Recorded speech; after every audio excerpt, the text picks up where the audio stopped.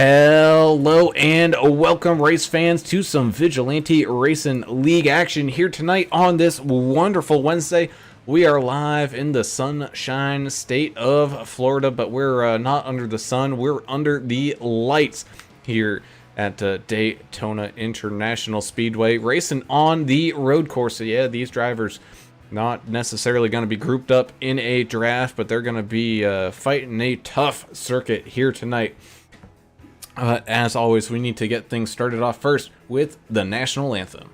Oh, say, can you see by the dawn's early light what so proudly we hailed at the twilight's last gleaming, whose broad stripes and bright stars through the perilous fight o'er the ramparts we watched were so gallantly streaming, and the rockets' red glare, the bombs bursting in air, gave proof through the night that our flag was still there.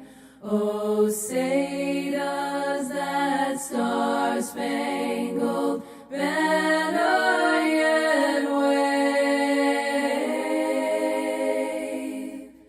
o'er the land of the free and the home of the brave.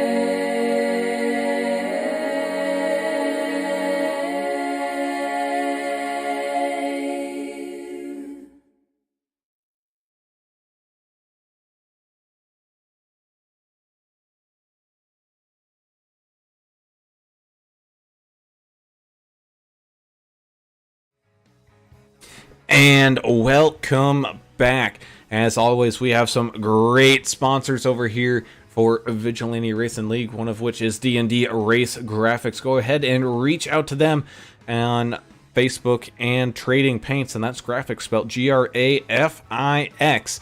That's Mr. Ricky Wittenberg. He does a great job painting a lot of these cars, trucks, whatever have you in these sims, so be sure to look him up and get yourself some good quality paints, as well as his real life business of Keller Williams of Johnson City, Tennessee. If you're looking to buy or sell your house in that Johnson City, Tennessee area or across the country, like down here in Daytona, go ahead and give Ricky a call at 423-444-0454, where he can either help you help you personally, or get you in touch with someone in that area. And I mean, this housing market, man, it's absolutely insane. Do not do it alone. Get yourself a good quality realtor. As always, I'm Alan Brown, and I am joined in the booth by Mr. Alan English. Alan, I know road courses, not 100% your thing here, but hey, it's Daytona, and I think just about everybody knows all about Daytona. Yeah, it's a historic track, and I mean, they have so much historic racing here. It's not all on the oval. So we're going to see some of that tonight. It's a 3.5-mile circuit. I mean, there's a lot of places where you can make mistakes here. So if you're one of those guys that's kind of like me, you're not real road course experienced, at least not on this course. I'm very, very terrible at this course.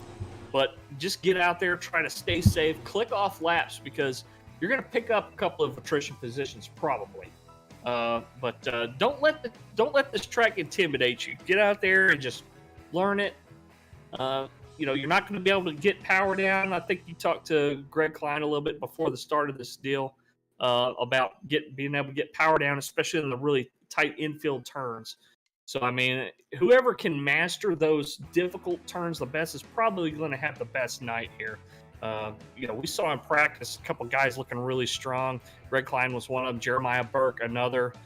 Jim Ott, pretty fast here. David Fight putting in a respectable time as well. So I'm looking forward to it. It's not everybody's thing, and the field is going to be kind of small tonight. But anytime we can watch some racing on a historic track like this, it's a good night.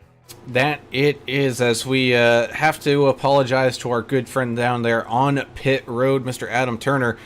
Man, I know we told you we were coming to Daytona, but I think we forgot to tell you that it was the road course, and I don't know if you were expecting plate track racing here tonight, but I think you're in store for some other sort of fun. No, I thought we were doing the standard Daytona where you go like 200 miles an hour and you just drive around and draft a lot.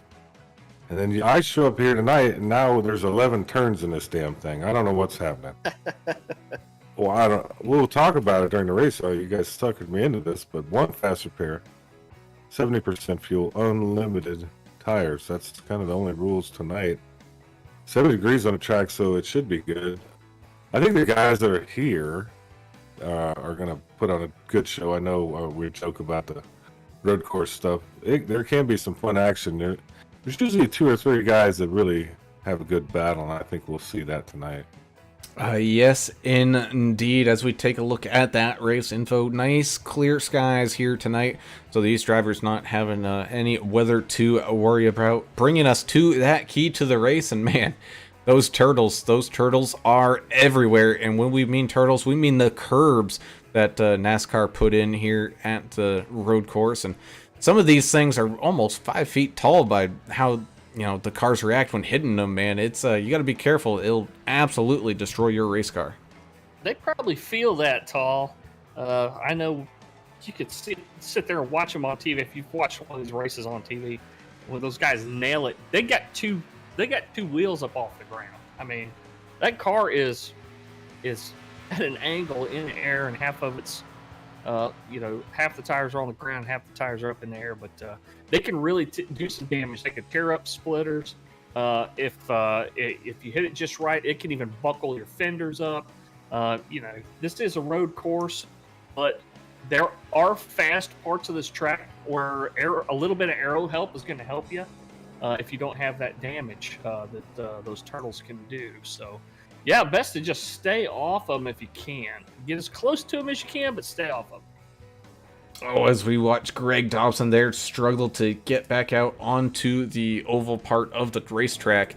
I know it's a very wild ride. You can also see Jonathan Osborne. He's joining us as well on the face cams here.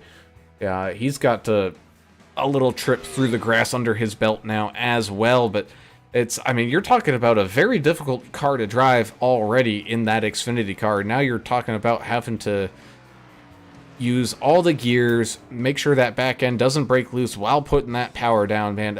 These drivers, they are going to have their hands absolutely full. Not to mention, when heading into those bus stop chicanes, they're traveling almost at that 200 mile an hour mark, as there's no restrictor plate here when they're doing the road course. Yeah, I got a few fans out there watching on YouTube already. We sure appreciate everybody joining us.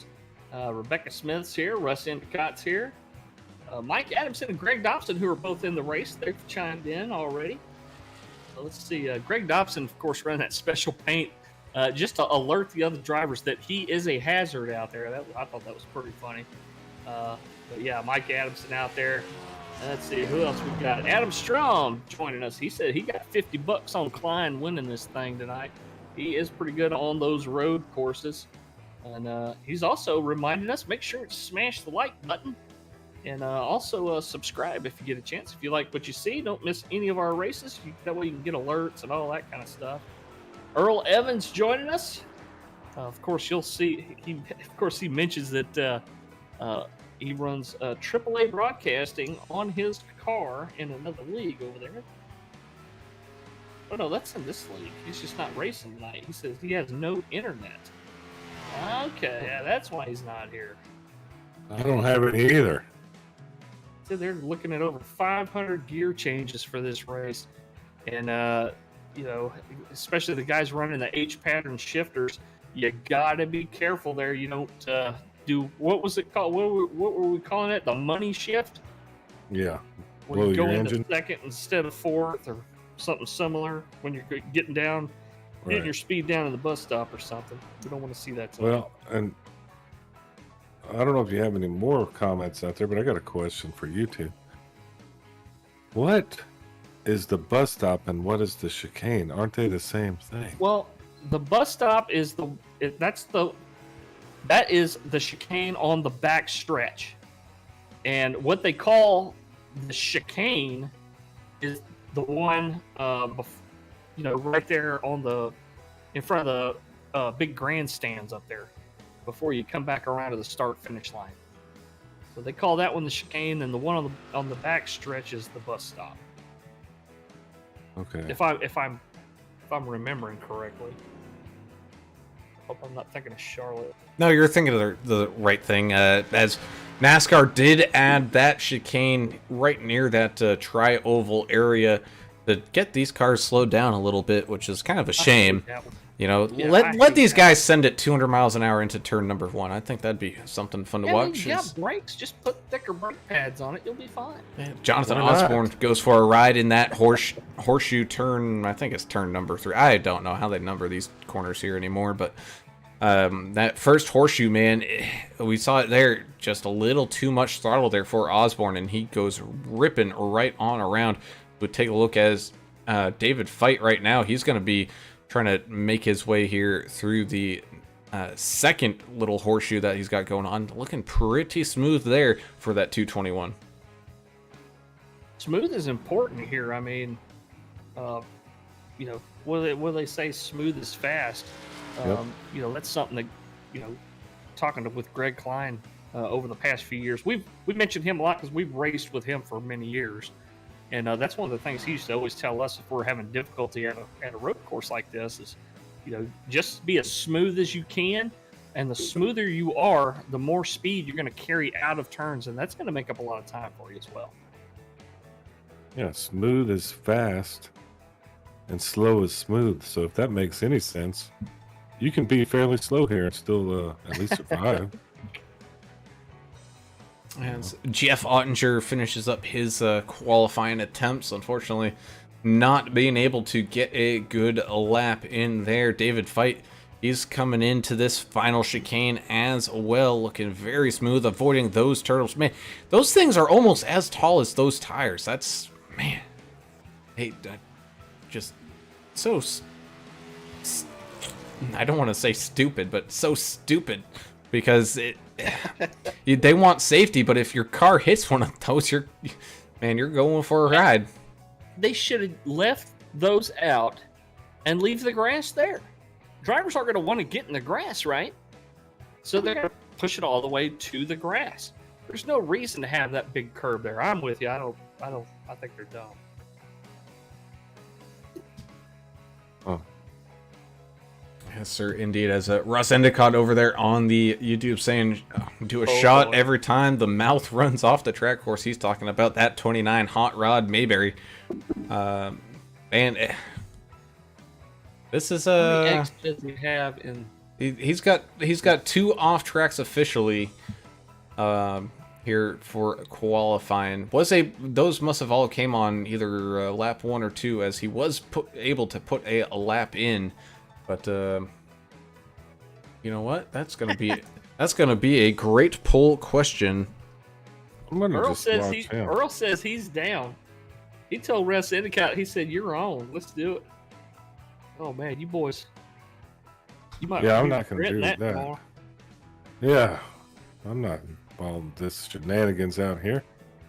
Not at all, as these guys get all gridded up here as qualifying has come to an end. It's going to be a kind of short grid up and run up here. They're going to be starting on the backstretch here just before that bus stop chicane. So let's go ahead and do our field rundown here for tonight.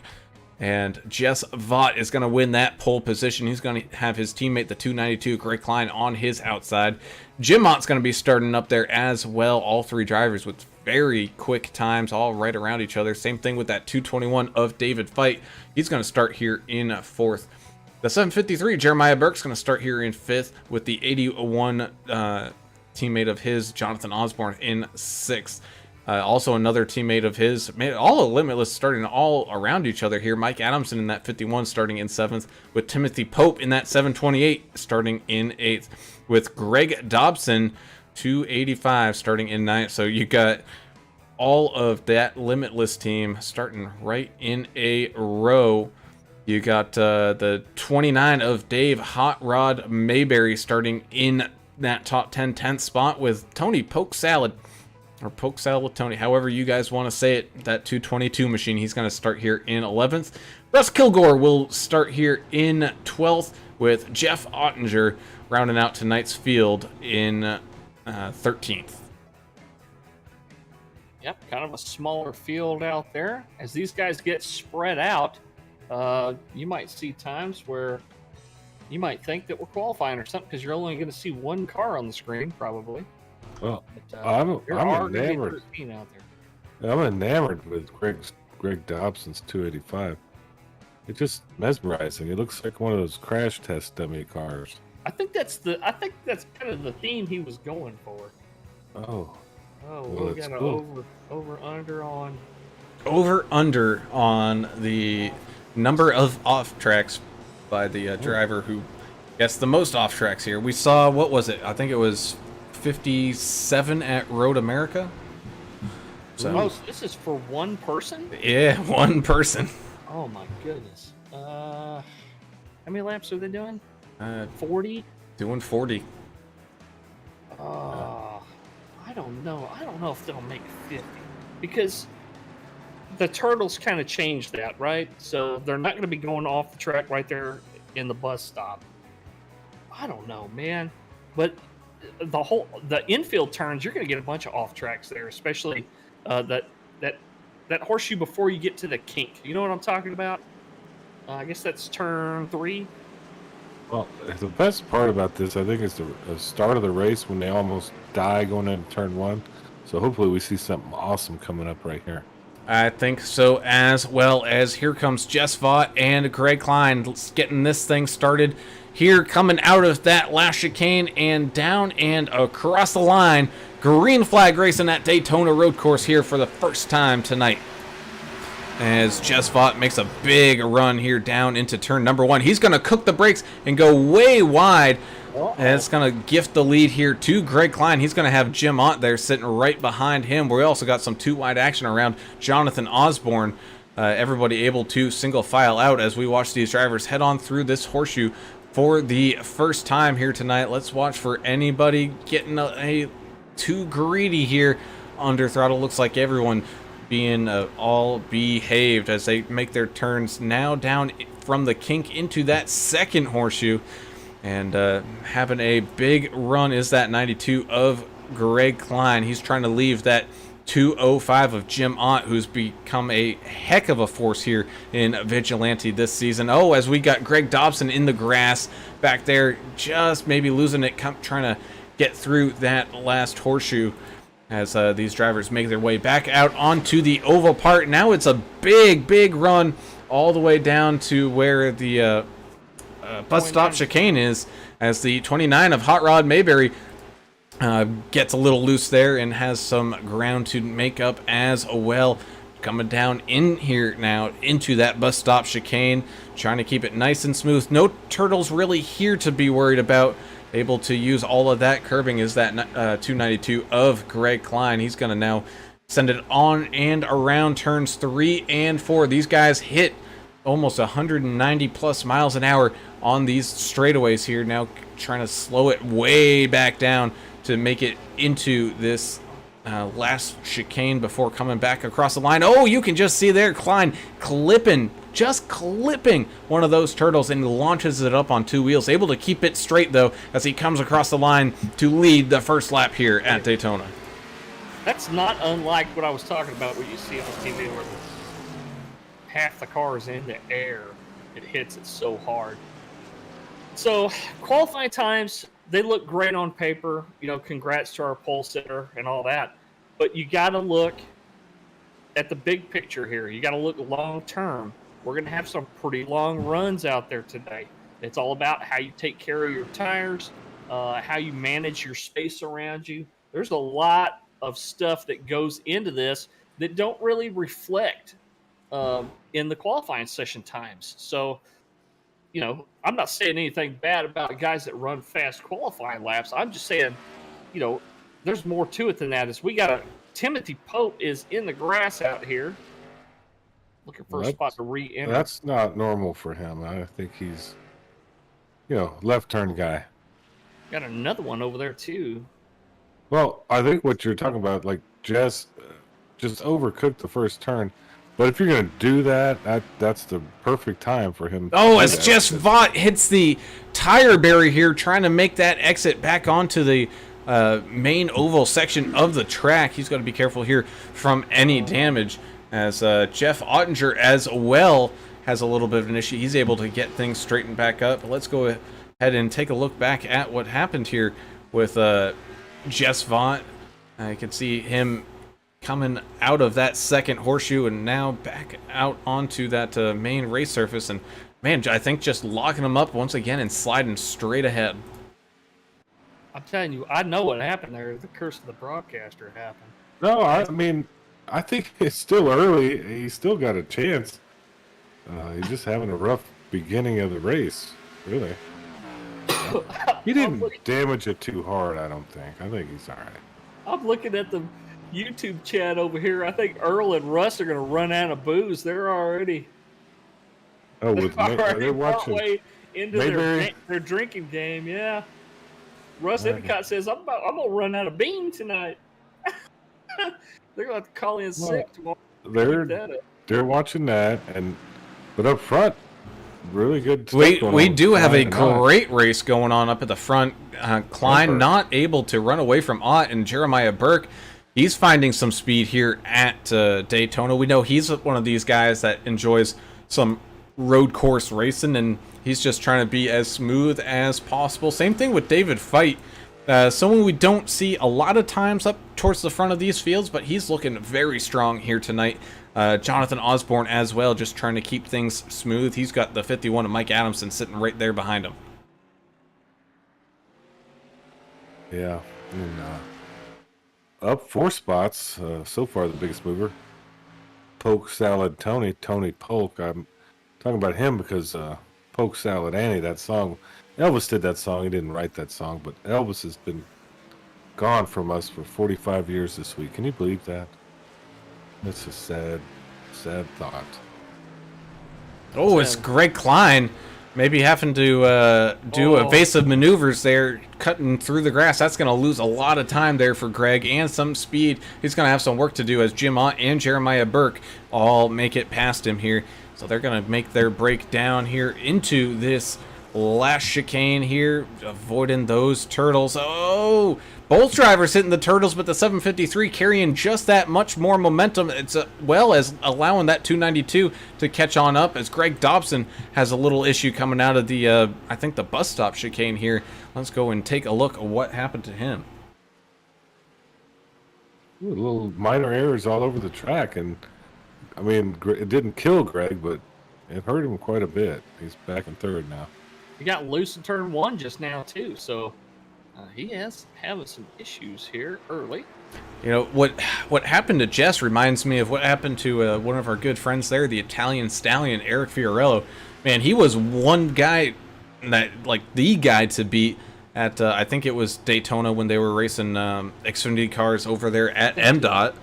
And he just overcooked it going into turn 1. I mean, in practice, he was, a second and a half, 2 seconds on average faster than everybody, but ends up, just getting a third place finish, just to little mistakes on the start. Well, and it looks like Timothy Pope has had enough after about 3 laps to run, and he is manually disconnected. Well, he'll probably win next week, so it probably doesn't really matter. Well, he's going to get some points tonight, Showed up. For grid in the car, yeah. And I wouldn't. I don't know, I showed up when I was racing. I'm retired now, but I would show up on these and try my best, and then couldn't do it. I didn't want to hurt anybody else's chances, Derek Welch joining us over there on YouTube chat. Thanks for joining us, Derek. He had a pretty awesome win last night. HCK Biggles Racing League. They were iRacing Super Speedway. That was pretty crazy. They had a pretty good week of racing, if I remember right. Yeah. Then he did, as it goes Burke, Ott, and Klein here through this bus stop chicane, or the final chicane here, to come across the line, going now onto lap number 5. I think these guys are probably going to try to split this race into halves here before coming down into the pits, so right around 20 laps, I think, is the goal for most of these guys. That's where you get me confused. You call that one the bus stop. I misspoke there. I don't understand. You can't even. I think that's what the kids are saying now. Yeah, I can't even. Yeah, so you might as well Odd as they make their way through that final little horseshoe turn. Oh, shush. Man, we still got like a pretty solid 4-dog fight up here for this lead. All these guys still within about 3 seconds of each other, which, I mean, one mistake is those 3 seconds, so everybody's still in it with a chance to win it here tonight at Daytona. Mike Adamson just kind of out there on his lonesome. He's trying to run away from that 33 of Jess Vaught, who that car looks to be fairly clean still after those incidents. So just maybe now trying to put those laps down and maybe make a late push here once when they reach that halfway mark. As man, I don't want to just keep talking about it, but this battle, Burke and Ott, though, these guys are not giving each other any space to make a mistake. Both of these guys, too, were damn good in practice, man. We saw them running some pretty good, consistent laps out there. Yeah, there's going to be a battle for sure up here. And Klein and Fight want in on it. Mike Adamson just moved up into 5th place. He's running a different paint scheme tonight. The Silent Assassin. I thought it looked like Mum-Ra from Thundercats on that car. What are you talking about? The hell is Mum-Ra? You remember that cartoon Thundercats from the early 80s? You never watched No. Thundercats? No, man, I was watching the Flintstones and Scooby-Doo. I forgot we got a generational gap here. Yeah. I don't know what the hell you're talking about. But you ever... Oh, look, we got the little issue. Oh, looked like he slipped up just a touch. Not too bad. That turn's getting a couple of guys. It got Klein earlier. I don't know if it was trying to get power back down too quick, too early. That caused it back in to kind of move around on him, but it's good to go now. But Klein's on his back bumper. Do y'all ever watch TV and they tell you they got these big pharma commercials, and you look at them and you're like, man, I'm going to ask my doctor about that nausea. I want to get that drug. No. I want that. Then why are they on a TV? I can't understand this. I'm trying to compute in my head. Big pharma, really? Pushing the drugs on us. Sorry, I digress, guys. I got a little sidetracked. As Greg Klein and Jim Ott are nose to tail here in this battle for second. Jonathan Osborne, he's catching on up to Poke Salatoni here in that 222 battle for 7th place right now. Looks like Osborne may have gotten rear-ended there once or twice, as his back end's looking a little jacked up right now. Chan the Man, 72 on YouTube saying, yeah, if I would have raced, I would have been in the infield after turn 1. He said family's more important right now. He said he'll be back next week. So we look forward to seeing you race next week. Albert Anderson says, one heck of a run last night, DW. Of course, Derek Welch. Let's see, what do we got else out there? Albert Anderson said he has too much laundry to do tonight. I understand that. I mean, that's high priority. Ooh. Ashley Osborne pulling for her brother out there. What you got? As we got Dave Hot Rod Mayberry doing some breakdancing there, trying to come out of that bus stop chicane. Let's go ahead and take another look back at it. Oh, that might have actually been coming back out onto that oval part. We've already seen this turn grab a couple of guys. Oh, just trying to get that power down, and that back end, man, it does not like it. You really got to be gentle on that throttle pedal as you try to come back out onto this oval. But yeah, we saw Greg Klein there. He is now up in front of Jim Ott. Let's go ahead and see this pass that he made. Oh, Ott not having the best of lines through the bus stop chicane, and that is how Greg was able to catch up. But here comes Jim Ott right back at him once he got himself all gathered back up together. making a run here to try to get that second spot back. And we go from seeing somebody Oh no! jump all over the track to that good pass by Klein. What do you got? Did Ott hit the wall right there, the tire wall? Oh, he definitely got close to it if he didn't. Close. Golly. Well, it's a beautiful thing here. You got guys hitting walls, getting past, crashing. People doing shots because people are off track. This is what I'm talking about. Yeah, he was able to keep it off of the wall. I think he might have just locked up the brakes a little too much, got that back end squirrely, and he had to kind of adjust and save it, which he did. So now he's got some work to do to try to catch on up to David Fite, who's finding himself up here in this top 3. And like I mentioned, he did so well during practice. And he's proven to be one of those drivers that he's here to try to pick up some wins. That 221 is going to be a contender at several of these tracks here that we go to. Well, and I think go ahead. I was going to say Albert Anderson's letting us know that he spoke with his doctor. I guess his doctor told him that he's allergic to road racing. So Albert not here tonight participating. I mean, I get that. You got to follow doctor's orders. Just don't follow the TV commercials. Ask your doctor what's right for you. Don't tell them what's right for you because you saw it in a damn commercial. Okay, I'm off my soapbox. Well, either Road racing isn't his thing. I get it.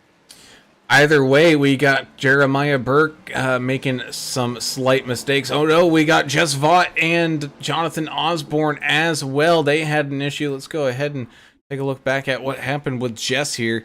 This is in that oval section coming down into that final chicane here before crossing the line. Oh man, absolutely mounting that curve, just not able to make that turn.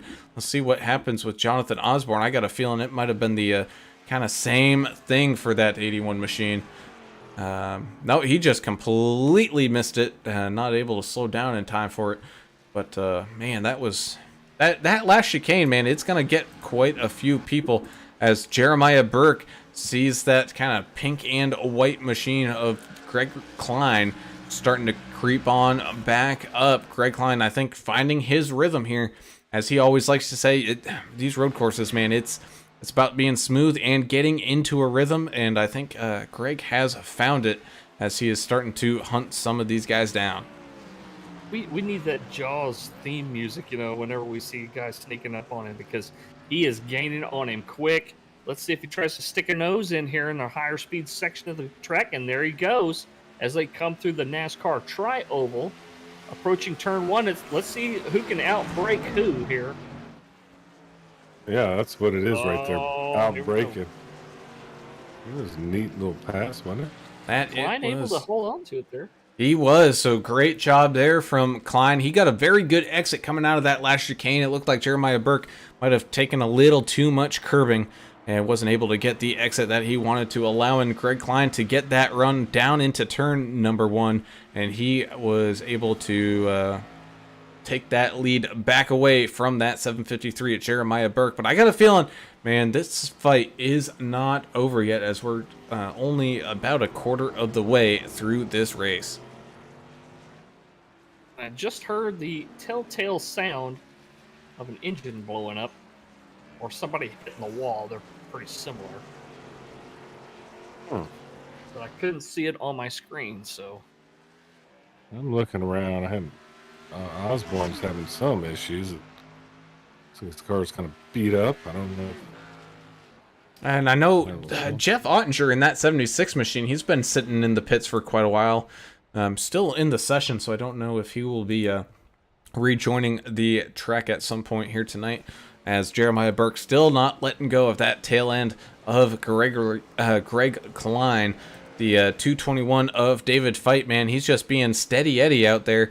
He does have Jim Ott trying to close that gap, doing it a little bit here and there. But I think Fite, man, he's taken to heart that whole just be smooth, just be perfect, and you'll get yourself a good finish. Yeah, I mean, that's what you have to do right now. Just concentrate. Well, there's a problem. There's 11 turns here to make a mistake on, and unlike the normal 4 that we're used to. So you have to be almost perfect to win a race like this. As Hot Rod Mayberry makes a pass on a Russ Kilgore number 7 machine, as Russ took a trip through the grass. Both drivers kind of struggling to get back out of that road course section and onto the oval. Looks like Mayberry might have gotten the better run out of it from there, so he's going to stay out in front. But I'm sure that 7 machine of Rocket Man Kilgore looking like he's trying to get some spots back here. Yeah, he did a little grass cutting early, but I think he's slowly getting the hang of this track. Albert Anderson said Greg Klein is a great all-around driver, extremely competitive.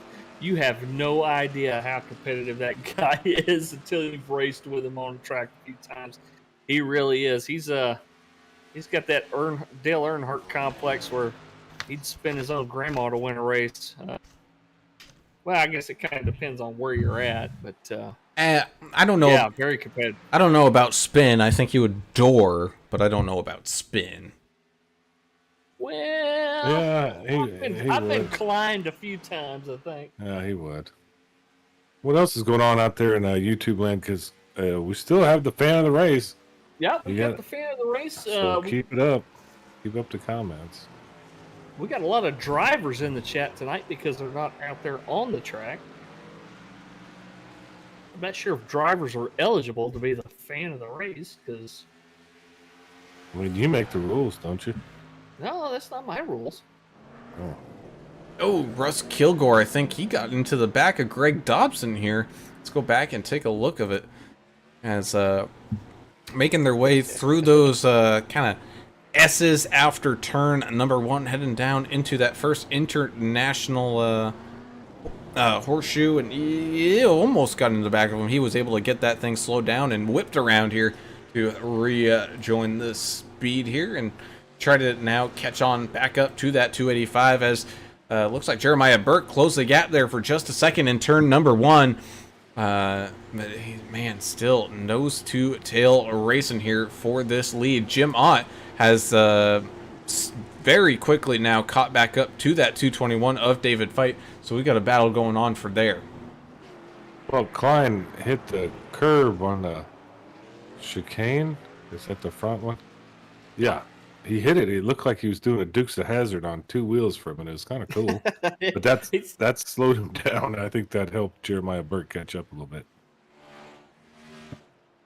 And with 69% of the vote, people think the driver with the most off tracks will hit over 50. Well, I hate to tell you, we're about a quarter of the way through this thing, and the most I'm seeing is 4.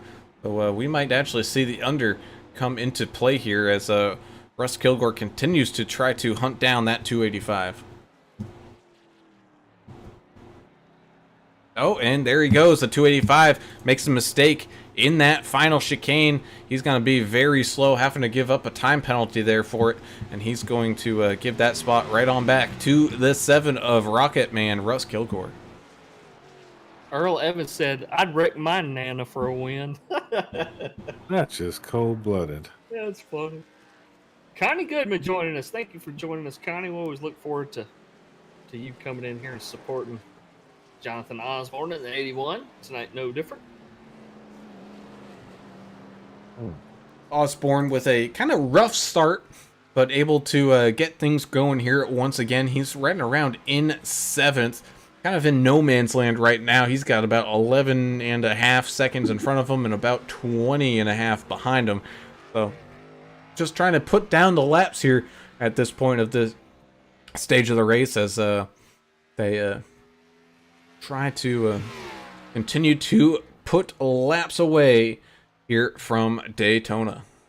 Well, where Osborne is seems like a good place where I would want to be. Just nobody close to you either way. You can kind of just feel no pressure. Well, a lot of guys out here just looking at team points too, as you mentioned earlier there, Mr. Brown. We got a couple of Vigilante Force guys out there running decent. Got a couple of Limitless guys out there running really well. So, among others, I mean, they're not the only ones out there, but some people are not going to get any team points tonight for not gridding a car. Burke's a little loose. Do you think he's got some tire wear? Is that an issue right now this early? I think it might be. I mean, he's been chasing Klein back down, and he's been very, very close a few times within striking distance. And now it looks like he's kind of he may have overworked that set of tires. What do you think, Brian? These guys going to try to maybe make it to about 20 to split this thing in half? Or I think so, and you know what? I think that's going to be the play as we have David Fight going off track here just a little bit.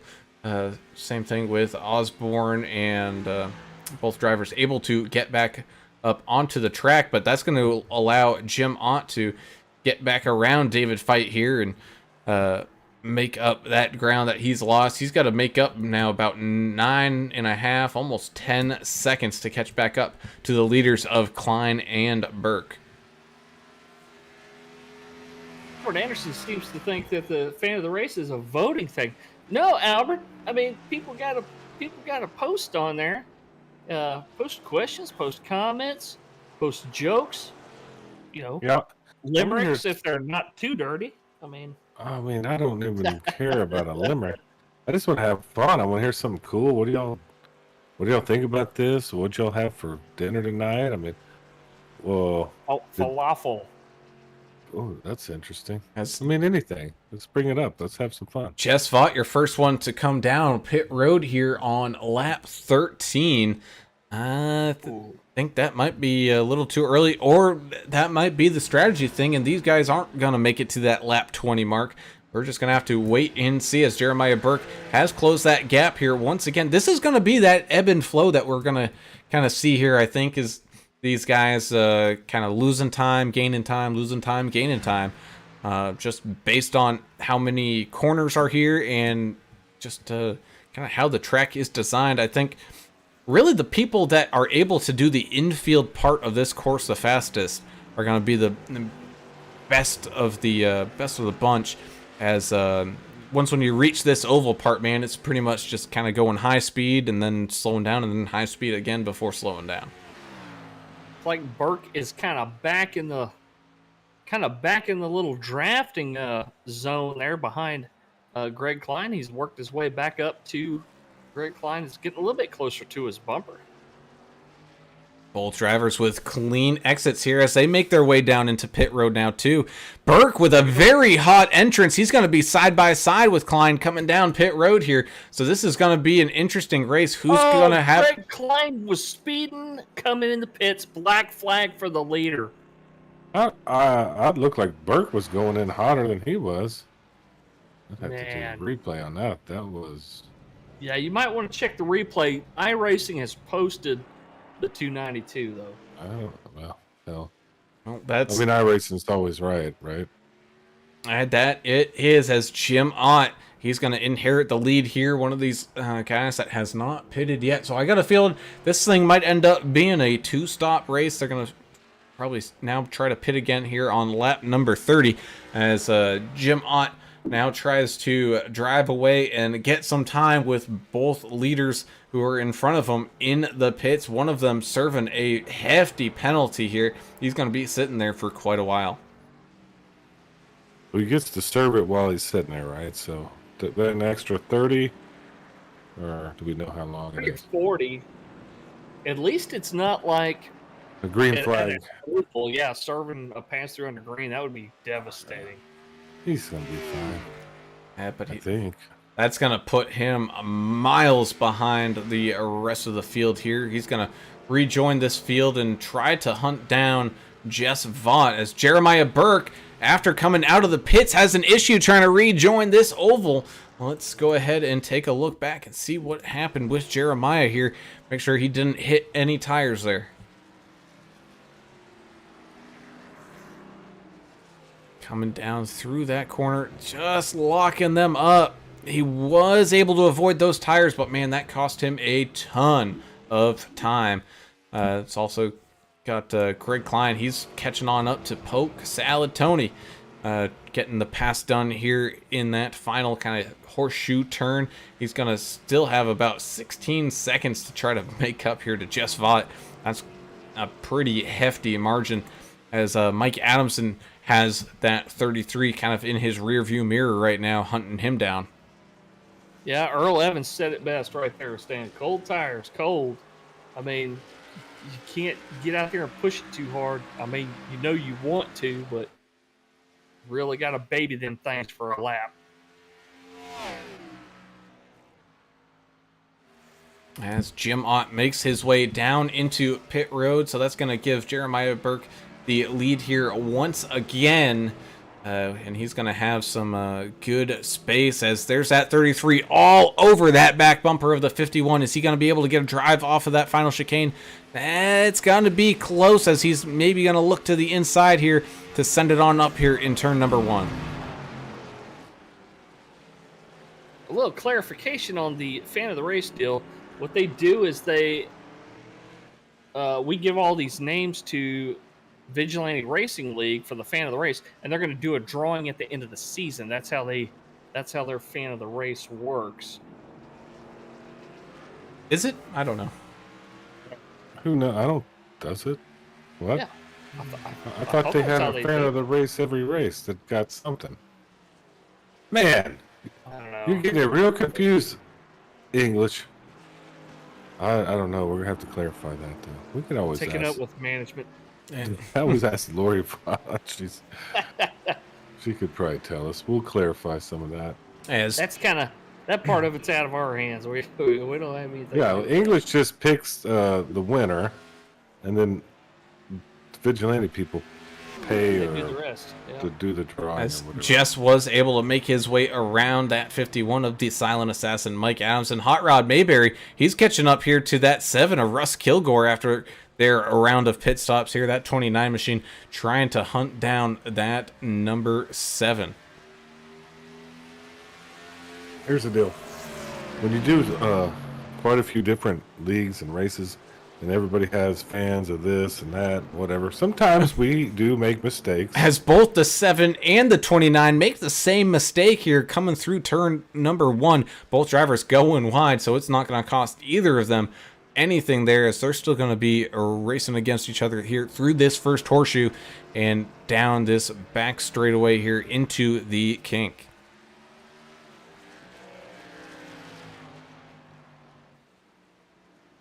Yeah. Ooh, Kilgore getting loose there, coming through the kink, able to wrangle that thing back under control. I think maybe he might have checked up thinking he was going to go for a wild ride and make sure he didn't get involved in it. So Russ able to hold on to that position, but oh man, that was close. Earl was all over that one. He said, "Well, that was almost a shot." He's like, "Is that a shot?"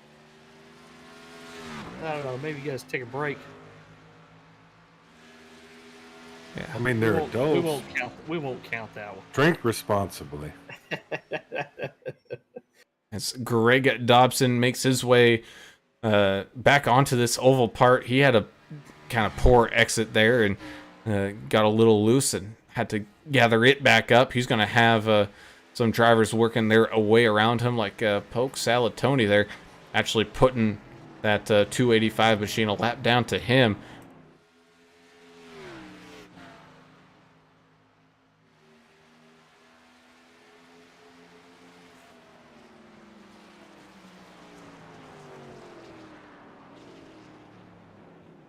Well, everything kind of spaced out right now. I think just everybody making mistakes, and unfortunately for Greg Klein there, it was a very big one. Probably the biggest mistake you could really make here, other than absolutely destroying your car, as the 753 of Jeremiah Burke is going to hold the lead here, a 9.5 second lead. He's over Jim Ott in that 205, who's now got about a 9-second lead over the current third place sitter, which is the 221 of David Fight. He does have the 33 of Jess Vaught trying to creep back up there as well. He's putting in some pretty good laps to really close that gap right back on up. Yeah, Russ Kilgore and the number 7 Rod Baker Ford Mustang He did have the 29 pass him right there as they were going towards the infield section. Dave Mayberry right in front of him, though. He's Fighting passing it out. people out here. Wow, he's having a pretty good race. He's up one. Looks like he's almost off track again. That's a good battle though with Russ Kilgore and Mayberry. And yeah, that's the beautiful thing about these league races, right? You may not necessarily be the fastest one out there on the track, but I can almost guarantee you'll find someone about your same skill level and about your same pace, and you'll be able to have yourselves a pretty good race, and that's what we're seeing here. Just as fun, yeah. I love battling it out with guys, even if I don't have a chance in hell to win a race. You really like battling out with people, especially your teammates. Turn 2 Pocono. Just take them out of the race. I mean, might as well. That's what you call a battle, I guess.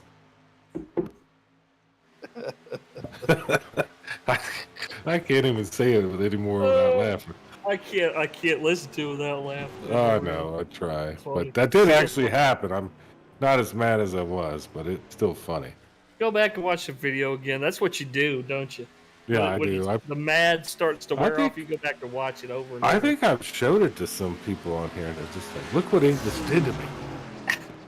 Oh, as we're 2 by 2 here, going through turns 1 and the S's, and it looks like Mayberry, taking that inside line, was able to get onto the power just a little bit better there than the 7, so he's going to hold on to that 9th place spot. So battle for inside this top 10 for these two drivers.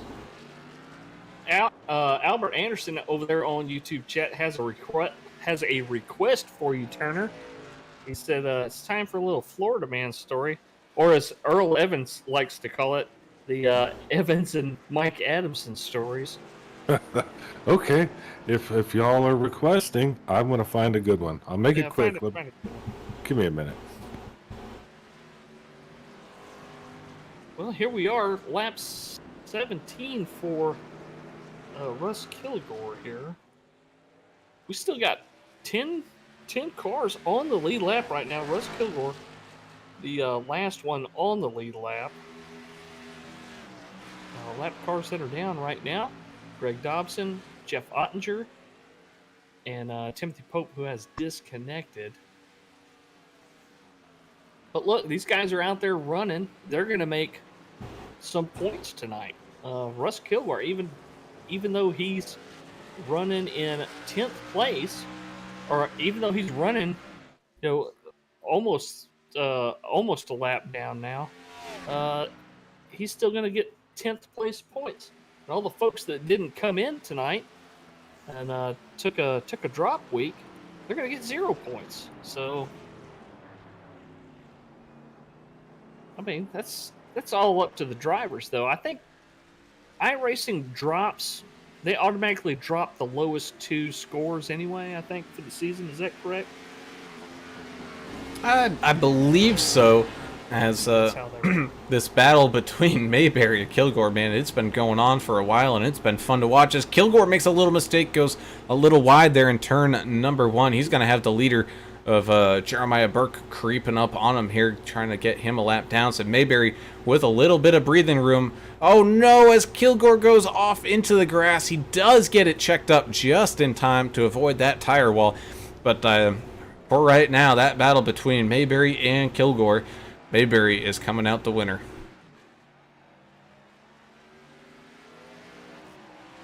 Here comes Jim Ott getting around the 7. Oh, the 7 big time loose in the grass. Did he get a piece of that wall there?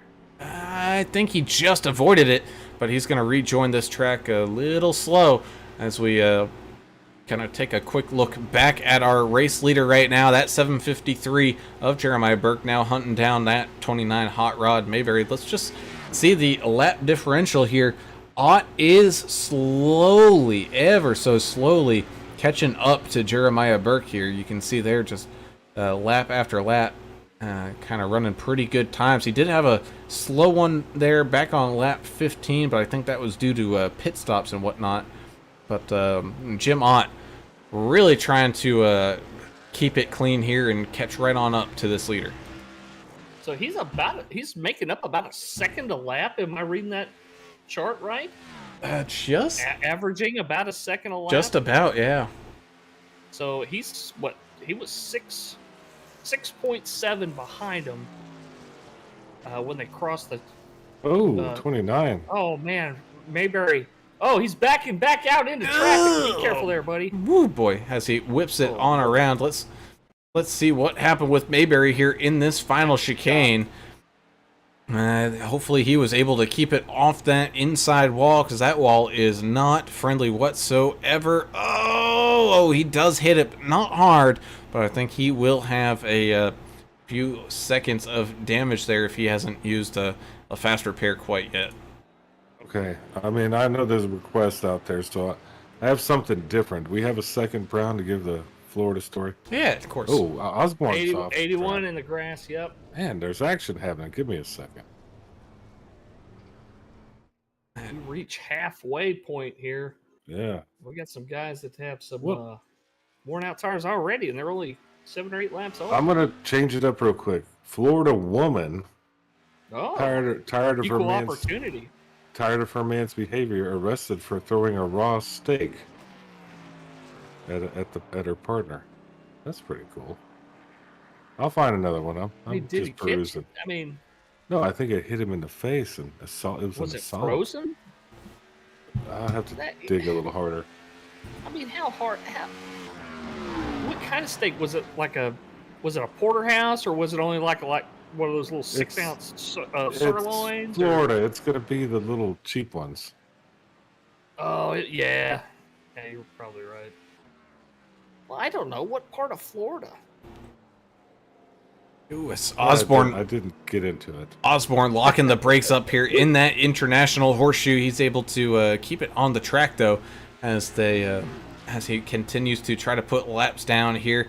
Currently riding around in 7th. He's got about a 32-second gap up into Greg Klein, and then a 46-second back to Tony Polk. So talk about no man's land here for that 81. Says, why would you waste a steak like that? I don't know. Uh-oh, Jim Ott having an issue. He is very slow getting back out onto the track. I think this was through that final chicane. Let's go ahead and take a look back at what happened with that 205, who was chasing down that race leader, but now that gap has grown. Oh, man, just not able to get that car slowed down enough in that final chicane there. And, man, had to serve a time penalty and everything. So he really left a lot of time out there as he rejoined that track. As David Fight, man, he's really trying to hold off Jess Vaught right now. You can see Jim Ott there. He's got Dave Hot Rod Mayberry trying to maybe get a lap back here as he gets everything back up and running. Well, I'm just at the end of the internet. I found a couple, but I don't know if they're appropriate for, Florida man stories on the race. I'm gonna hold back a little bit. I'm gonna use my better judgment. I don't want to get disbarred. Let's put it that way. Oh, it's Russ. You practice well? Russ Kilgore hard into the tire barrier here, trying to rejoin the oval part of the track. Just maybe cooking it just a little too much, locking those brakes up. We've seen it from multiple guys here tonight. Let's go ahead and watch what happened with Russ. Oh, man. Oh, hard impact there into those tires. Them things will destroy a race car. They're not soft. Yeah, because It's like hitting a brick wall. I think those tires have been sitting there for probably about 40 years, so you'd know that rubber is not soft anymore. So 51 of Adamson trying to stay in front of Greg Klein here in a battle for 5th. Every point matters here. Every position matters. Even though these guys might be spread out 10 seconds apart on some parts of the track, these guys this is a points-based league. These guys need those points. So, yeah, they're going to do what they can to take as many positions away from their opponents as they can. Yeah, they are. Okay, got a good one. Naked Florida man picking berries, flips out, throws machete at surveyor, and demands the victim's clothes. That's pretty awesome. You don't- Somebody stopped surveying and he threw a machete at him? While he's picking berries naked. I mean, it's Florida, man. I guess that's what happens. Oh my goodness. Anyway, that was a request by Comes- Albert Anderson. Look at that. Nice pass. Yep, Klein taking that position away in the infield turns. I think that's where Klein's bread and butter is these infield turns. Those two tight ones and that kink right there. I think that's where Klein's making the most of his ground up here. The Kinks, when was the last time they had a song? It's been a hot minute as Greg Klein does make that pass here on Mike Adamson. Still trying to get back up here into at least a podium spot for Greg Klein after that big mistake there entering pit road. Earl Evans said, "Well, don't try to take my berries." They're talking about steaks. I don't know. They have steaks in gas stations somewhere? What in the hell's going on in America? All they sell here is like meat pies and corn dogs and chicken strips and stuff like that. Yeah, and beer. Yeah, but I'm talking about food though, hot food. The meat Oh. pies are actually pretty good. Depends on where you go. Is that an empanada or is it just a meat pie? It's a meat pie. You ever been to Natchitoches? Unfortunately. The meat pie festival every year. I hadn't been to that. That sounds kind of interesting. As we take a look at the battle here between the 221 of David Feit and the 33 Jess Vaught, just trying to close that gap, and he's been doing just that here to make it back up onto a podium spot. So Jess Vaught, man, I would have to give that one a rally driver of the day to Jess, because the first lap mistake goes way down the order and then makes another mistake, I think just about on the same lap. And he's making up a ton of time here, really trying to catch up to a podium spot here.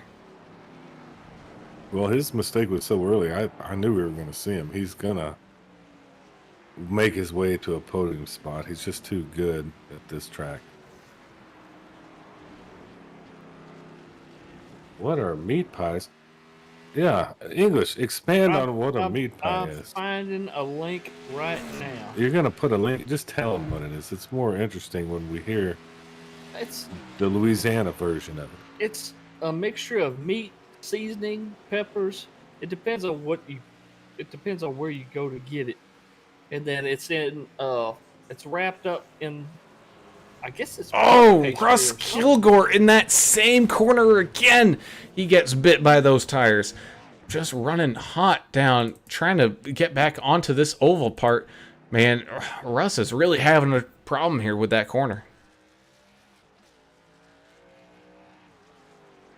A meat pie festival down here, but you better carry a Already- case of Pepto down there with you. Oh, already missing the hood for that number 7 Rod Baker Ford machine, and just trying to avoid those tires and keep it back up onto the track.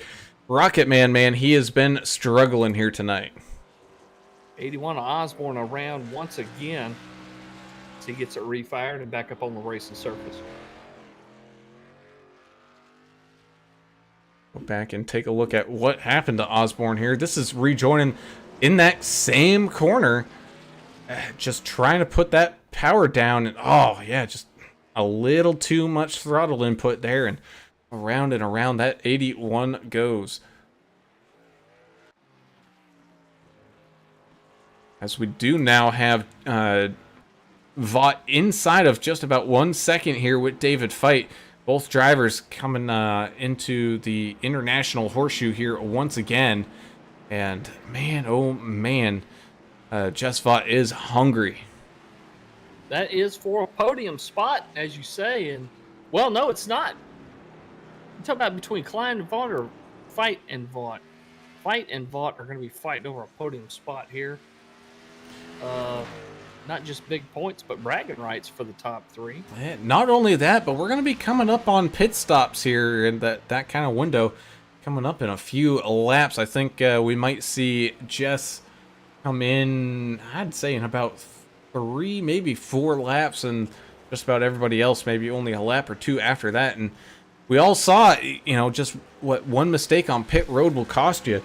It's going to be interesting to see nonetheless.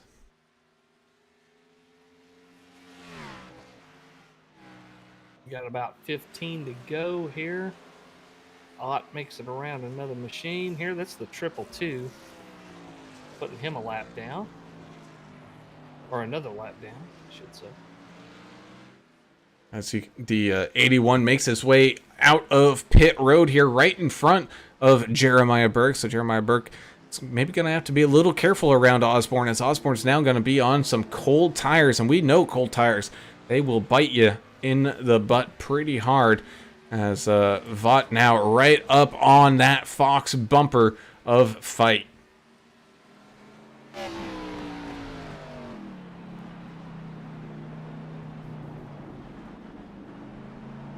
Our pole sitter trying to work his way back up through the field after that early mistake. Not only that, but Jim Ott made a mistake, so we now got it's a 3-way battle for second, let alone third.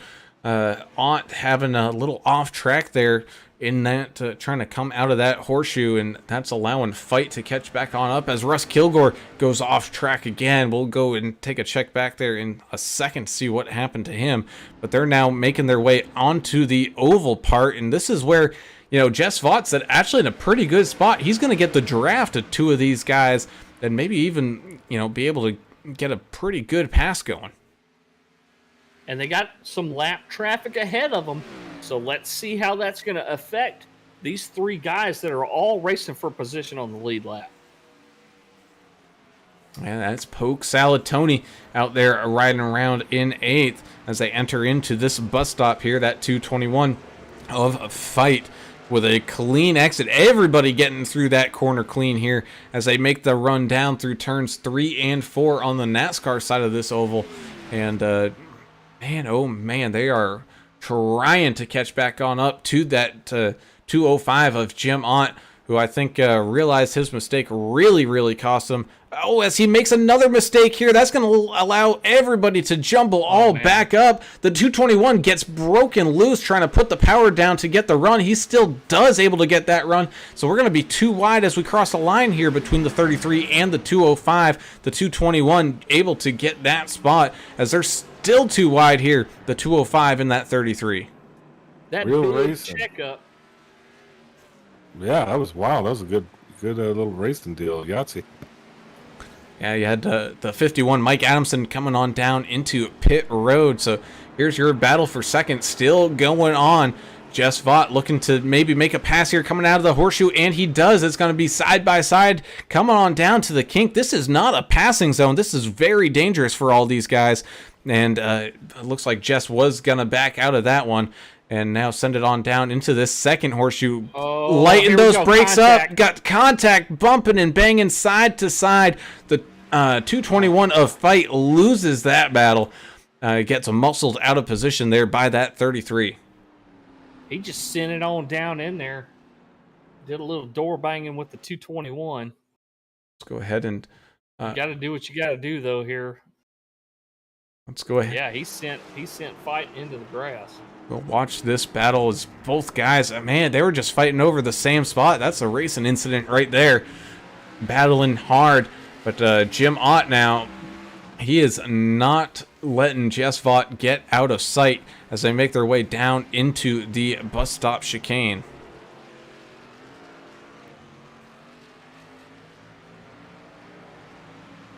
Yeah, we know that racing drivers have a long memory.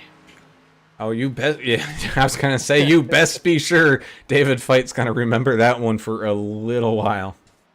Well, it was an interesting battle, though. I mean, it was fun to kind of watch those guys fight it out. And as you mentioned, that's not a passing zone right there in the kink. And the 33 back to 33 is down on pit road. He is. That was a very late call there from Jess Vaught. I think he was maybe looking at the numbers and deciding to come on in. David Fight is going to follow him down. Same thing with that 292 as Hot Rod Mayberry goes for a wild ride here in that final chicane. He's going to, I think, try to get another lap in before maybe he thinks about coming down into the pits. How did those pits look there, Mr. English? Any black flags this time? Stand by here. Nope. The only black flag we have active is Jeff Ottinger, and that's a meatball flag for required repairs. And so that's... Other than that, we don't have anything. I wonder if he blew an engine and has no fast repair or anything, as Jess Vaught wins that race coming down off of pit road. He's going to have a good little gap behind him to David Fite in that 221 and the 292 of Greg Klein. Jeremiah Burke still out there running strong as ever. Once when he really kind of took the lead and kind of got some good space away from Ott and Klein and everybody else behind him, as Jonathan Osborne goes for a wild ride behind him, able to wrangle that thing back under control. He's going to take a good second here to try to get back up to speed, but Jeremiah Burke, man, he has been not necessarily on rails, but he's been keeping it very clean. The 7 just lost it in the infill section and smashed the heck out of one of those inside walls. Yeah, you're right. 753's been very consistent, very strong tonight. And speaking of which, that 753 making his final pit stop of the night here with 14 laps left to go. Jim Ott still needs to come down, as well as a good chunk of the rest of this field, like Tony Polk, Dave Mayberry, Russ Kilgore, and Greg Dobson all need to come on down. Jim Ott does come on down into pit road this time as well, so he's got some stuff going on. Same thing with Polk Salatoni, 222, coming on down into pit lane. Albert Anderson pointing out, he said Jonathan Osborne out there in that 81, he's hanging in there, Ashley. He's doing a much better job than I ever could, talking to Ashley Osborne, Jonathan's sister. And man, I tell you what, that guy is pretty solid pretty much wherever he goes. He's holding his own right now. First car 1 lap down to 7th place.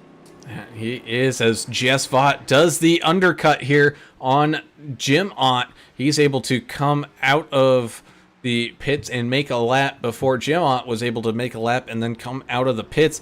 As Hot Rod Mayberry sees his teammate coming up, he's just going to keep it up in the grass there and let his teammate on by. And it'll be interesting to see what happens here as Jim Ott now catches on up to Hot Rod Mayberry to see how much room maybe Mayberry's going to give to him. Yeah, I don't think that counts as a shot because why? He moved over to let his teammate by. Well, Earl says it does count, so. Okay, listen to this one. This is probably one of my last ones. Go, buddy. Florida man named Redbeard arrested after stealing roommate's parrot. Yeah. Oh my goodness! You can't make this pirate stuff up. Is the pirate culture really that big in Florida? It must be. Jimmy Buffett's real big down there, isn't he? A pirate man? No, they call them parrot heads. The Buffett fans are called parrot heads. But the pirate at 40, that's a song. Pirate looks at 40, yeah. That's yeah, whatever. Song, but that's not. I don't know. There might be some kind of tie-in. There's something going on with pirates and parrots. We'll get to the bottom of it. We'll get a hold of his agent and find out. I mean, we are at Daytona. I could just step out into the crowd.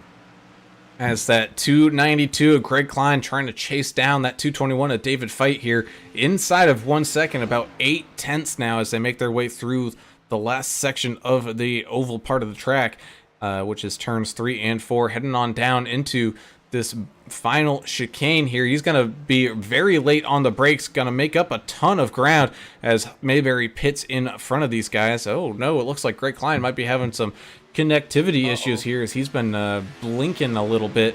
But yeah, Greg Klein, man, he is racing his heart out right now, trying to make up some ground here and catch on up to get a podium spot. I got fans to the left, fans to the right. That's stuck in my head. Thanks a lot. Oh, you're a parrot head? Oh, Klein makes a pass. Klein makes a pass as the 221 goes wide and loses it coming out of that horseshoe international horseshoe turn there. He's on, Dave. saved it from hitting anything here, but he's going to lose a ton of time now. So Greg Klein, he sees the mark. He's got 7.5 seconds to make up here on Jim Ott with 12 laps left remaining. He lost a lot of time there. Mike Adamson right there creeping up too. Yeah, well, 12 laps isn't like 12 laps at a regular track. I mean, we got still quite a ways to go here. There's room for, some moves and some errors, and I'd see something cool. That there are. We see the Mike Adamson silent assassin, man. He's been pretty clean all night long as well. We just really haven't talked about him that much because A, he's been clean, and B, really hasn't had anyone to race against all that much here. And he's got David Feit there only about 4 seconds up the road. That's definitely a manageable gap for that 51 machine. He's got that awesome Mum Ra paint. The what? We already talked about this. Who has the Mum Ra paint? 51 of Adamson. I gotta see this. I haven't Triple. looked at it. The 222 of Tony Pope holding his own right there in the top 10 still. He is 1 lap down, but we hammer this home as much as we can. Every position matters. Every point matters. It doesn't matter if you're a lap down. There's 3 guys a lap down right now. He's racing those other guys. So, I mean, do what you can. Get every point you can out there, folks. It's going to add up. It's going to count at the end of the season. Adamson's paint isn't Mum Ra, it's He-Man. He-Man? That's not He-Man. I think it is. No, either way, he's involved in some lap traffic here as Greg Dobson rejoins the racetrack, and he tries to make the pass here on Poke Salatoni, coming through this second horseshoe turn. Adamson, man, he's trying to catch up to that 221 of David Feit, but I think Feit has now kind of found that rhythm just a little bit as Greg Klein has started to chip away at that lead, or the gap between himself and let's go ahead and see that kind of time differential here between, we'll go to Ott and Klein. Klein running very quick laps there. You can see between lap 27 and lap 28, those are the laps that they pitted. So that was kind of a wash. I think Klein made up even more time. But yeah, Klein, he's currently running, I think, about a second a lap, maybe half a second a lap quicker. But Jim Ott now, I think, starting to get back into rhythm here as those tires are getting all warmed up. Think about this. Greg Klein sat in the pits forever with that speeding penalty, and he's working his way out of that. That's truly incredible that he's in 4th place, about half a lap behind, and he's still got, 10 laps to go to make up some time. So don't count him out. Anything can happen with these leaders. We see Dobson go back around again on the replay. As Russ Kilgore goes off into the distance here once again. Man, that 7 machine, I think, is identifying as a lawnmower at this point with how much he's been riding through that grass. Still, Jim Ott! Oh, what happened? He was around and he came back out in front of Klein. Klein just passed him. Let's go ahead and take... Jim Ott, 205, had some bad luck right there in the interior portion of the track. Oh, man, coming through that international horseshoe, that first horseshoe turn just drifts out wide a little bit. He gets it all spun back around. The problem is trying to get back going again as Greg Klein was able to make that pass. So here we go. We now got a good battle for third going on here between Klein and Ott. Ott in chase mode now. He was having like a 5.5, 6 second lead. He's now kind of flipped the switch on that one, and Ott now has to put down some pretty good laps to try to catch up to that 292. And that turn right there, that's the one I hate the most here. That first really tight, hard turn. I hate that one. Yeah, he kind of lost it there for sure. Man, I want to do an unofficial poll right now, if it's fine with y'all. Tabasco or Louisiana hot sauce? That's what I want to know. Oh, That's what I'm interested what in. am I eating though? I don't care if you could only have one on Earth. You pick it. If I'm eating red beans and rice, it's Tabasco. That's not the answer I'm asking. If I'm eating anything That else, answer- no. it's Louisiana hot sauce. So I gotta say Louisiana hot sauce. There you go. Well, that's for you. Yeah, everybody else chime in. You could get fan of the race, you know. It says Jonathan Osborne's Tabasco. coming down pit road. He called it out. His sister said Tabasco. Okay, Ashley. that's not a bad choice. I don't think either's the wrong answer. No, we don't have a wrong answer. It's just an opinion. Earl said Louisiana hot sauce, so it's 1-1. Oh no, is Greg Dobson having another issue here in turn? I believe it was turn number 1. Let's go ahead and take a look back at that 285 machine, man. That caution danger car has lived kind of up to its name. I think the 285 should have switched it out to something saying the safety driver of the year award or something, and maybe it got some better luck, but little mistake there in turn 1, kept it off the wall, back there running there for that 285 machine. Well, what matters is he's still out there trying. You know, he's going to make some points tonight. Good on Greg Dobson out there in that 285, sticking with it. And I mean, talk about out there still trying. That 29 at Hot Rod Mayberry, that front end's seen some better days. I think it's still looking a little crumpled up right now, but he's making his way back here onto the oval part of the racetrack. And I think Mayberry would admit that he's definitely not the best at these road courses, but you know what? Mayberry's done a pretty good job here tonight. Yeah, he has. I mean, He's top 10. Look at it. yeah, it's top 10. Gave the mouth, Mayberry. It's Osborne. Actually, Osborne saying there's so many different flavors of Tabasco. Yeah, I found that out when I went and toured the factory down there at Avery Island. They give you like a little sampler pack. You know, they got all kinds of flavors. But Strom doesn't even know what the hell it is. Yeah, go to your grocery store. Even in Minnesota, they probably got it. Oh, yeah. It says Louisiana hot sauce on it. It should be in the sauce section. Sure. Sure, eh? As Well, he needs to take us ice fishing. He still owes us that. Go ahead, Brown. I'm sorry for messing up your race. No, you're good. As the 292, Greg Klein still not running away from that 205 of Jim Ott. Both drivers, man, in it for a possible podium spot here with 8 laps left to go. So this race really ticking on down. End is in sight. I'm sure a lot of these guys that are not huge road course fans are going to be glad when this thing is over and give themselves a rest. There's a lot of shifting going on out there tonight. I don't know if y'all understand how kind of stressful that is, especially if you got an H pattern shifter. Shifty shift.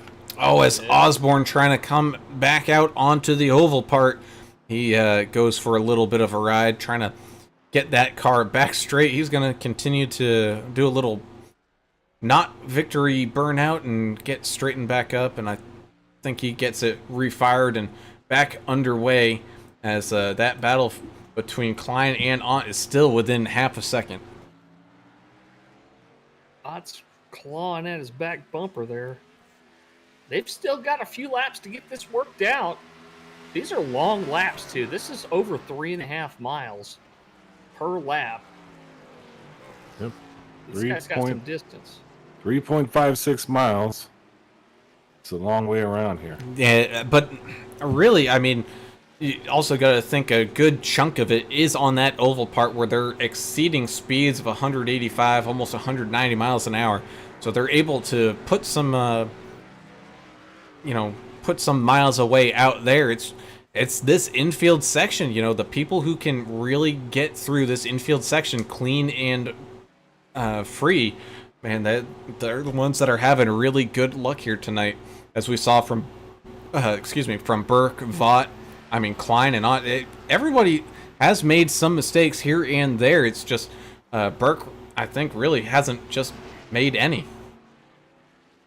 Well, and it's about how you recover from those mistakes. I mean, Greg with that speeding penalty, I'm sure he's going to be kicking himself on that for a long time because it probably cost him a win here. But, it's how you perform after you make the mistakes that really, defines how that race went for you. And he's one of those guys. He's definitely recovered from it pretty well. He's doing a good job out there. Yeah, hats off to anybody really out there going after it. This is super tough. It's not for everybody. I mean, I've had a lot of fun tonight just kind of messing around, but there are some guys that really take this serious.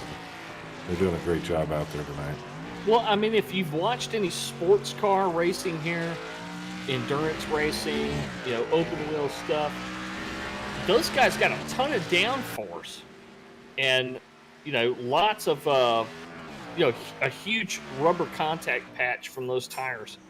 And to see a stock car out here racing, that's just got to be, it's got to be nerve-wracking. As Russ Kilgore, man, missing more and more body panels on that Russ Baker Ford, or Rod Baker Ford, excuse me, number 7. He's through that first horseshoe turn, English, that you absolutely hate, man.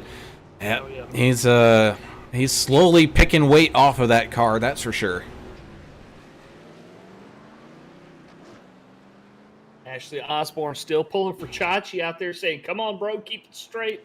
No more donuts during the race. I guess he was doing some donuts on the backstretch, trying to get turned back around. Well, he's not the only one. This is super. It's tough. I couldn't handle it. I couldn't. I'd have been done lap 5. So hats off to the guys still running. I'd have been like, Pope, I'm out. Yeah, I'm done. But this will be a pretty big night here for that Vigilante force if it finishes how it looks right now. Obviously, Jeremiah Burke would pick, if he picks up the win, that's some big points for that Limitless team, who is currently in the lead for that team championship. But both Vaught and Klein racing for Vigilante Force. If they get a second and third here, that's going to be big news for them, getting some points to try to close up that gap. Of course, they've also got Mayberry still up there inside that top 10. So people really trying to get the laps in here as we start to slowly get this thing wound down. 5 laps left to go here for Jeremiah Burke with a almost 12-second lead over Jess Vaught. And Jess has about a 12, almost 13-second lead over Greg Klein here in third. So is there anything that could make that change besides some kind of crazy wreck? I mean, is there any way to make that kind of ground up? Just one mistake. I mean, we saw it before, some people up there in the front with a 10-plus second lead, they just go off track for a little bit, not able to get back up to speed quick enough, and that 10, 11, 12-second gap just comes right on down to maybe 2 or 3 or maybe even just absolutely zeroed out, and you got yourselves a race on your hand as here comes Jim Ott up the inside here through the kink with Greg Klein. They're going to be almost side by side here in this second horseshoe. It looks like, Jim Ott is just going to be able to hold on to that spot. Greg Klein stuck up on that inside as they're now going to make their way into that treacherous corner, trying to rejoin the oval here. And Greg Klein going to be able to get some little draft run here, I think, but Jim Ott with a much better exit as Hot Rod Mayberry, he went for a little ride, I think, coming into this final chicane. Let's see what happens with Hot Rod. Coming on down, tries to make the corner, gets it all checked up. Just not able to check it up enough to get that car to rotate things back through that corner. So he's going to take a little time penalty, I think, for that one maybe. But either way, Jim Ott, Greg Klein made a little mistake after that pass, and Jim Ott running away from Greg right now. Yeah, Jim Ott was super aggressive on Klein there and just passed him easily. It seemed like a rocket ship, and then Klein made a mistake, and the gap has widened. All right, we're gonna have to come up there, Strom. As he says, he's gonna take us ice fishing. So we gotta make a trip to Minnesota, guys. Do we have to go in wintertime for that? Yeah, no, we do, but I think he has this thing like a RV on. We're not gonna get cold. I don't think, according to him. It's gonna be it'd be like a 5-star resort on ice. I don't want to be cold. I just want to go ice fishing. Just Vaught is able to eat away some time here from that race leader, Jeremiah Burke. Gap is now just under 6.5 seconds. Just Vaught running extremely quick laps compared to Jeremiah Burke's. I think Jeremiah might have made a little mistake there on one of his last laps, but and Just Vaught, he's starting to really creep everything back on up there, and still tons of time left here with going to be 3 laps to go the next time Jeremiah crosses that line as he makes his way out of that bus stop chicane. And that's practice right there, folks. You know, that's what practice does for you. You learn what parts of the track you need to work on, and you work on it. You hit it, and you hit it, and you hit it, and that's the payoff right there. That's that speed that you're seeing out of that 33 machine that you're not seeing out of some of the other cars. That's hard work and practice right there in action. And it is. So with 3 laps to go now, as Just Vaught, not the best of exits there through that final chicane. He's going to lose a lot of that time that he gained on Jeremiah Burke there. So that gap now back up to 9 seconds. Jim Ott, man, he is absolutely driving away from Greg Klein here. Greg Klein, I think, is maybe struggling on old tires a little bit here, and really struggling to get some pace out of that car, as Hot Rod Mayberry goes for a ride again in that corner to come back on out onto the oval. Let's go ahead and watch Mayberry just one more time. Just maybe wheel hopping it or something, just kind of turns around while under braking there. It's all about those inputs at these road courses that can really cost you. That's when you got to have that, what is it, auto blip turned on. I think they allow that in this league, that assist. What does that mean? That's when you're downshifting. If you have auto blip enabled, the computer basically blips the throttle. It momentarily slams down on the gas pedal to bring your revs up from your engine as you're downshifting. So that way you don't have any rear wheel lockup from downshifting. Oh, as Earl Evans says he thinks he might be downshifting a little too early, maybe. As he misses his braking point into that final chicane as well, he's going to slide right on through it. He's going to serve that time penalty before getting back up into speed. And Jeremiah Burke, he's going to be coming up behind him here with 2 laps to go now for that 753. There's a light at the end of the tunnel, boys. I love watching races here at night. Even the ones where you turn right, you like them? Truth be known, any race that's at night is more fun to watch, I think, than a race in the middle of the day. That's just my opinion, because it reminds me of, when you're growing up watching Friday, Saturday night races at your local short track. It's always under the lights. They always have them at night. Yeah, no, I do agree with you on that. It's pretty cool. Daytona's got tons of lights around this facility, even on the infield sections. That it does, as Jeremiah Burke here in this infield going to be making his way back out onto that oval part with about 11 and a half second lead over Jess Vaught. And brain was going faster than the mouth there, as Jim Ott still about 10 plus seconds behind Jess Vaught. He's about almost 20 seconds up now to Greg Klein. Man, Greg Klein really struggling to get some pace here in the later stages of this race. I think he might have burnt him up a little bit trying to catch up to Jim Ott and having that battle with him there. So Greg looks like he might have to settle for a 4th place, but he's got to be careful because he does have David Fite coming up behind him here as well. Yeah, and David Fite had a little bit of a problem on the infield section there. Again, that same dead gum turn that I hate so much. He had some issues back there, but he's gathered it back up. Earl Evans says Talladega doesn't have lights. I wish they did. I love Talladega. But you gotta put in 2 2/3 miles worth of lighting. That's gonna be expensive. That you do. Here comes Jeremiah Burke taking the white flag, going down through turn 1 here once again, now entering the S's for the final time here tonight. You can see there in the background, that's Jess Vaught. He's got about 11 seconds to try to make it up down through this international horseshoe. Down and across there, pretty clean. Now down to the kink. Can he keep it clean for about 3/4 more of a lap? Kink looks very clean there as they now he now joins the second part of the infield portion and into that horseshoe. Now pretty clean through there as well. You can see there that gap still about the same as he rejoins the oval section. Nice and smooth on that throttle and back up onto the high banks.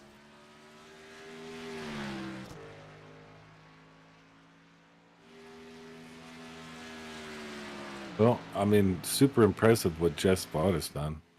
I knew he'd be back. He just doesn't have the pace, I don't think, to catch him here at this point. I don't know. It's getting to catch him at this point, no, but he definitely has the pace as they were running right around the same lap times here, the final few laps. Coming through turns 3 and 4 for the final time is that 7:53 of Jeremiah Burke. He just has to get that thing woed up one more time for this final chicane. All slow and steady, avoiding those crazy turtles. And very clean through there, up into the trioval for the final time to cross the line. 7:53 of Jeremiah Burke picking up the win here from Daytona. And here comes Jess Vaught as well. He's going to get a clean exit out of that final chicane as well to cross the line here in third. You can see Jim Ott just behind him. He's going to come across the line in third with Greg Klein really suffering on those old tires. He's going to walk away with a 4th place finish. I'm telling you, Greg is going to be kicking himself for a while about that speeding penalty. I mean, I can only imagine what, the top 3 or 4 drivers would look like if he didn't do that. But hey, man, everybody made mistakes out there, even if it was in a braking zone or a speed trap. Everybody had some difficulties out there tonight, but what a great finish to this race. It was pretty good, and we still have some things to get through here, like the random draw driver. We had 11 cars finish the race here tonight, so let us see. It's gonna be the 4th place finisher of Greg Klein as your winner of that random draw. So fighting to keep it up there in 4th was well worth it for Mr. Klein. So brings us to our fan of the race. Our fan of the race. Our first, I think this is our first repeat winner for fan of the race this season. And that's Ashley Osborne out there cheering for Chachi all night long. Thank you, Ashley, for joining us and for all the cool comments. And We had fun talking to y'all. Oh, yeah. We had fun to talk to everybody. Yeah, that's the best part of it. And y'all supporting your drivers and watching the race. That's kind of what it's all about. It's all about the drivers, but we like to have fun while we're watching it. Especially we have a little bit smaller field, not right turn stuff in for everybody. I get it. But I think we had some fun, and I hope y'all did too. And We start to kind of slowly wind things down. Jim Ott's going to head on back for that photo opportunity there at the start finish line. They're going to wait for Jess and Jeremiah to make their way back around the racetrack. So while they're doing that, let's go ahead and talk to that 205 machine of Mr. Jim Ott, who, man, made some mistakes out there, but made up for it in the end to grab a final podium spot here in third. Jim, it looked like it was going to be a pretty good battle here for that kind of like top 3 or 4 between you, Vaught, Burke, Klein. Heck, even Fight was in there for quite a while. But in the end, you were able to walk home here with a 3rd place finish.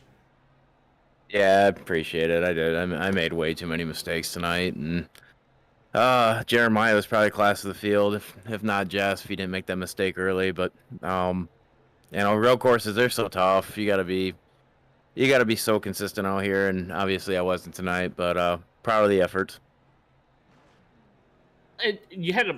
In practice, you had a blazing fast time. You were only a 1/10 of a second off Jeremiah Burke, and you're right there on top of Greg Klein as far as practice times go.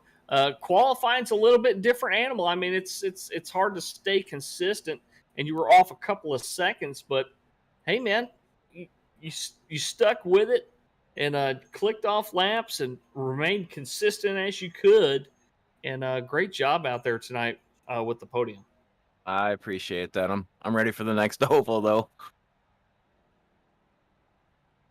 Well, I mean, I wouldn't be too down on yourself. It's a tough race, man.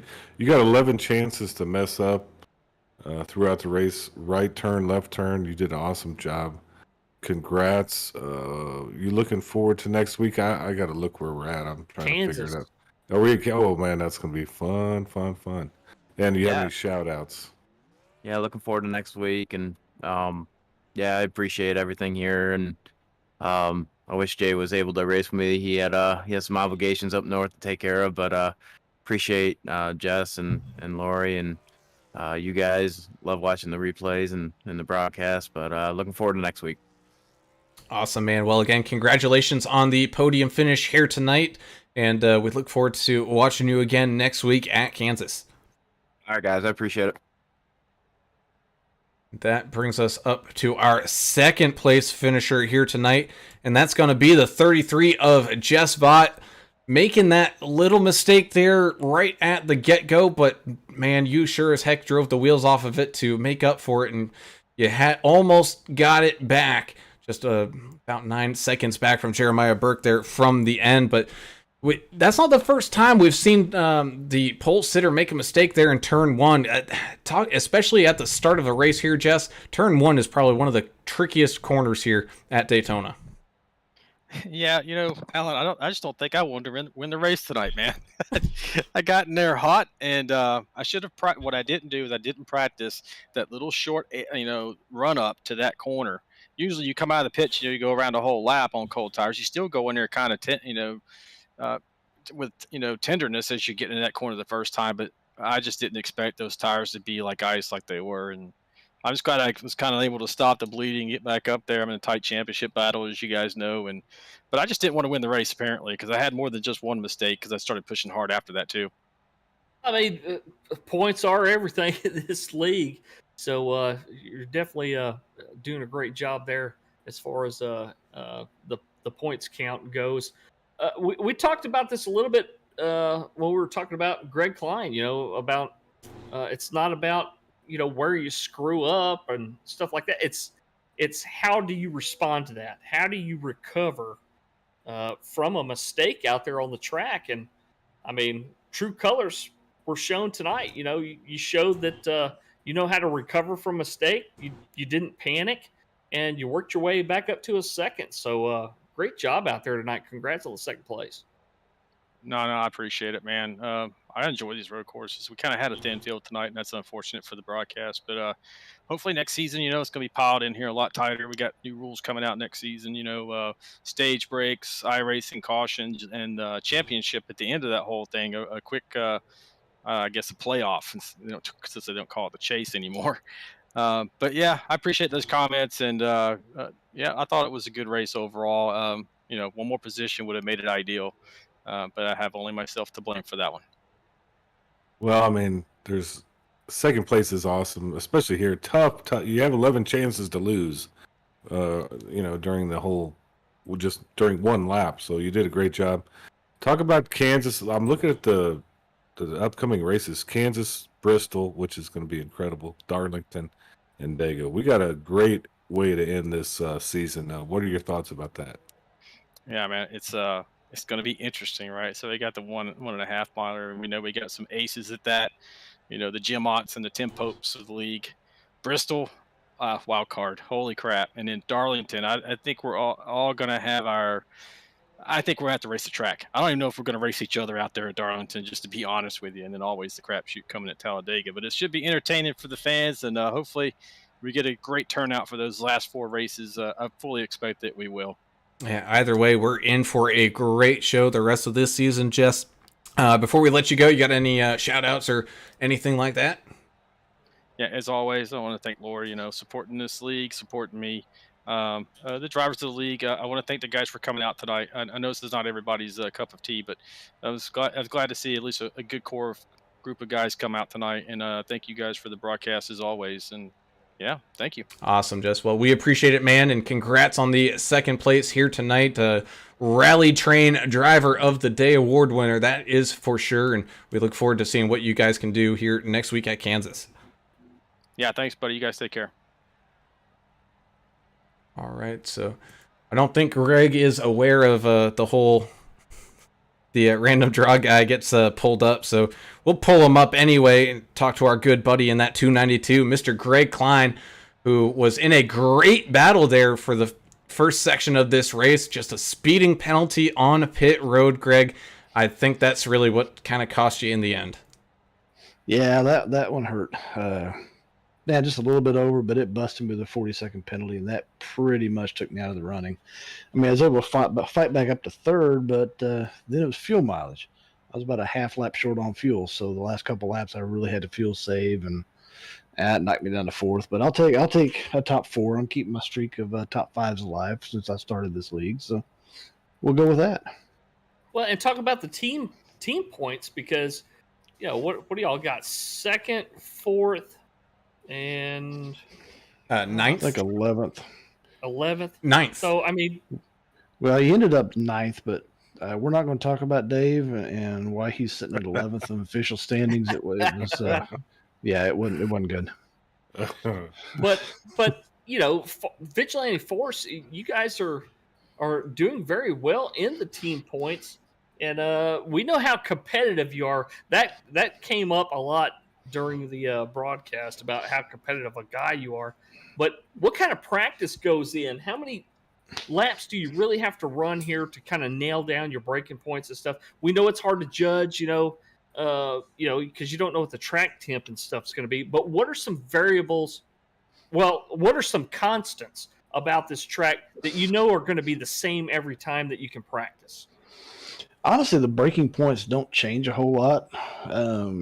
I've done so many laps of this, it really didn't take a whole lot of practice, just a few laps to really get down the track conditions. Because, I mean, I've put hundreds and hundreds of laps on this with all different cars, so I really know the track well.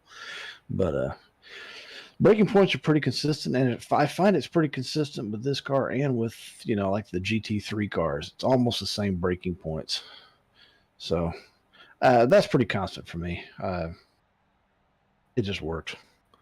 Well, next week, I don't know if it's your home track. It seems like it's pretty close to Tulsa. Kansas, what do you think about that? Kansas is fun.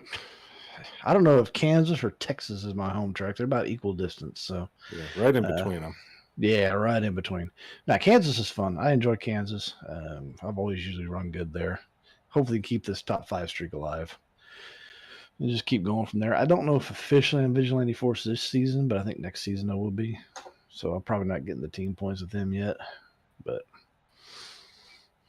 I'm looking forward next week. Looking forward to continuing running these guys. Appreciate Jess inviting me over here. I've been having a blast with these guys. This is a really good, clean racing. I think every race I've been in so far has been caution-free. It's hard to find that. That it is, Greg. Well, either way, congratulations. Random draw winner here tonight, finishing in fourth. Before I let you go, got any other final shout-outs to get out there? Like I said, Jess for inviting me, you guys for broadcasting. You guys always do a great job, and it's really, that's my next day is go back and rewatch the broadcast and enjoy it. Like I said, guys in this league, these guys are putting on a really good show, and I'm really enjoying my time over here. Awesome, Greg. Well, again, congrats on the fourth place finish, and we look forward to seeing you again at Kansas. Yep. See you guys next week. Have a good one. And with that, we now go up to tonight's race winner. It's that 753, Mr. Jeremiah Burke, driving for that team Limitless. Man, Jeremiah, this one almost looked like you had 3 different races all in one. You had a very tight top 5 here for that first stage before the first round of pit stops. Then things kind of got shuffled around a little bit. Still a little tight up there, and then it kind of changed into a little bit of a fuel mileage race there, I think, for that final stage of about 15 laps or so. Yeah, that was the most interesting race I think I've ever been a part. To me, it kind of looked like nobody wanted to win that dang thing. Yeah, at first stage, it was just an all-out battle, and then I don't know if I baited Klein into getting a speed penalty there on pit road or something.